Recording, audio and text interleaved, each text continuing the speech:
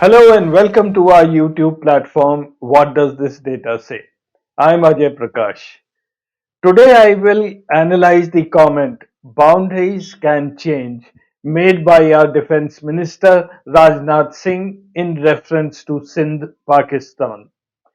Before we get into the historical journey of Sindh, and before we analyze how Baluchistan unwillingly became a part of Pakistan, and before we discuss Pakistan's allegations, India's capability, and the geopolitics behind the latest headline, we must first reflect on the man who made this statement and the weight his words carry. Rajnath Singh is not a fringe voice. He is not a first time minister nor an outsider to India's security establishment. He represents the old guard of the RSS BJP ecosystem, the generation that predates the Modi era.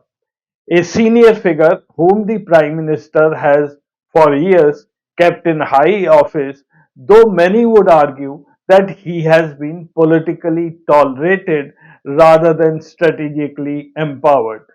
But tolerated or empowered, the position he holds is not symbolic. For more than 6.5 years, Rajnath Singh has served as the Defence Minister of India. He is the steward of India's military preparedness. He is responsible for the morale of our soldiers. He is the voice expected to reassure the nation in moments of national security crisis. And that is precisely why his latest statement, delivered at the Sindhi Samaj Sammelan and widely covered by the national media, including the Free Press Journal, deserves serious scrutiny. He said, borders can change and Sindh may return to India again. A dramatic headline grabbing assertion, one that has already sparked animated debate on news channels and social media. But before evaluating whether such a possibility exists or whether it is even strategically desirable, it is important to ask, why did this assertion come now? And is it consistent with the defense minister's record during moments of genuine national crisis? Because when we hear talk of changing boundaries, it is natural to recall moments when India's existing boundaries and the soldiers defending them were under threat. Where was this confidence when Galwan happened? When Chinese troops crossed into areas India had always patrolled, when our soldiers were killed in brutal combat and the nation waited anxiously for clarity. Where was this firmness when Pahalgam witnessed terrorist attack, when ambushes in Kashmir took the lives of men in uniform, when infiltration incidents rose despite promises of full security? And why is it that the Home Minister, not the Defense Minister, has repeatedly been the one responding to major terror incidents? In moments when India needed authoritative clarity from its military leadership, why did silence or caution dominate? These are questions not of politics, but of governance, not of ideology, but of accountability. Before speaking of Sindh, an undisputed foreign territory, should we not first ensure that Ladakh, Pahalgam, Rajouri, Kupwara, and other conflict sensitive Indian regions are fully secure? Strength is not measured by how far we project claims, but by how effectively we protect what is already ours. With this context, let us now turn to the central question. Why did the defense minister invoke Sindh? And what does history actually tell us?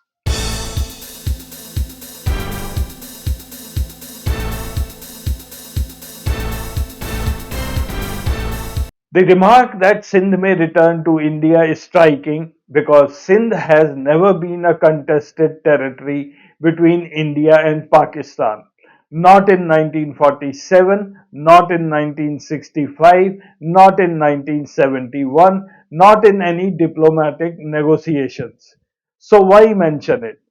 To answer that, we must explore the historical journey that created modern Sindh with Pakistan.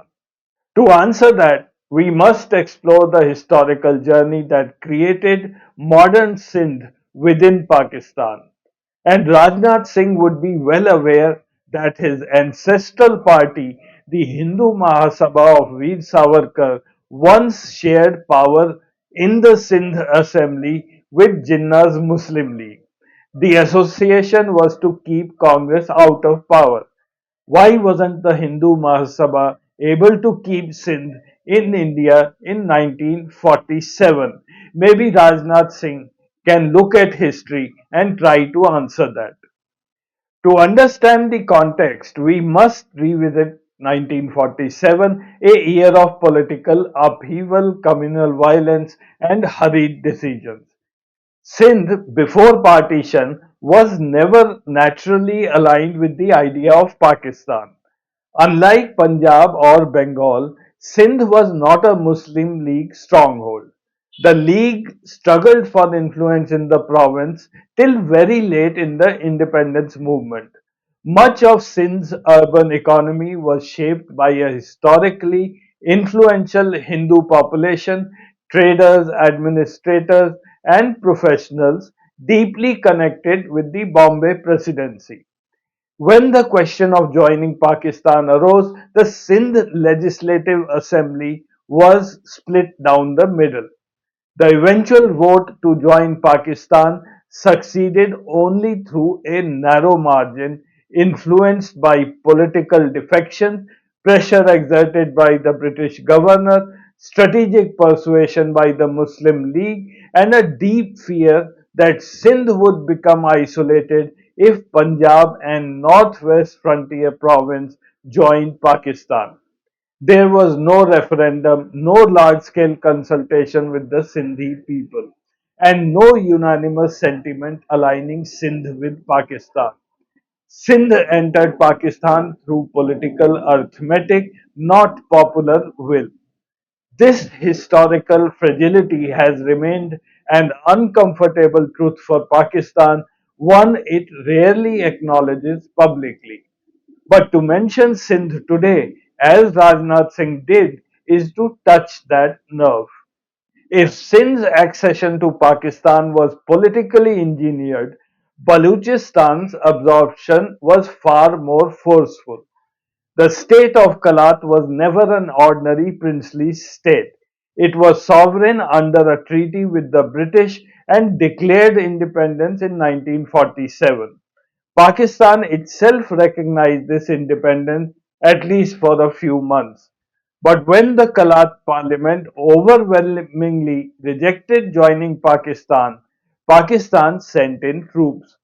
The Khan of Kalat was compelled to sign the accession under duress. This triggered the first Baloch insurgency and four more over the decades. Baluchistan remains militarized, resentful, and politically restive. Disappearances, targeted killing, and large scale repression have defined its relationship with Islamabad. Pakistan's leadership often blames India for Baloch unrest. The most prominent symbol of this accusation is Kulbhushan Jadhav, who remains in Pakistani custody even today. Yet observers across the world agree Baluchistan does not require external interference to be unstable. Pakistan's own policies are enough. Now, given this history, invoking Sindh today can be understood in four ways. First is this psychological signaling to Pakistan. Sindh is Pakistan's silent fault line, culturally distinct, politically sensitive, and historically uneasy in the federation. Bringing up Sindh unsettles Pakistan without escalating military tensions. Second is diplomatic messaging.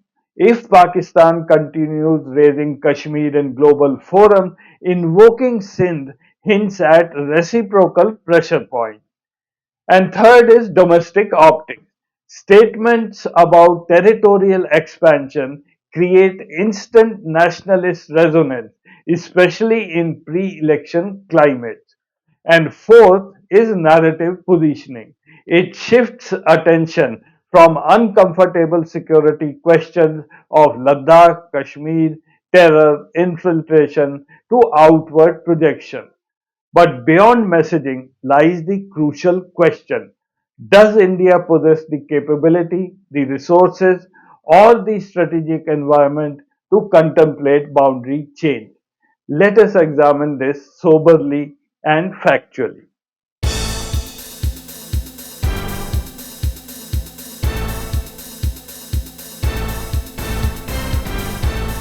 India's defense expenditure as a share of GDP has steadily declined from around 2.3% earlier to roughly 1.9% now.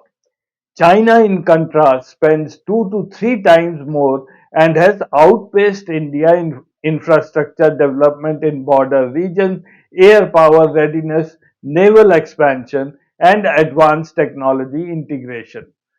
Pakistan, though economically weak, allocates a disproportionately large share of its budget to defense. Boundary change or even credible signaling of offensive expansion requires financial muscle and sustained capability. Modernization gaps remain significant.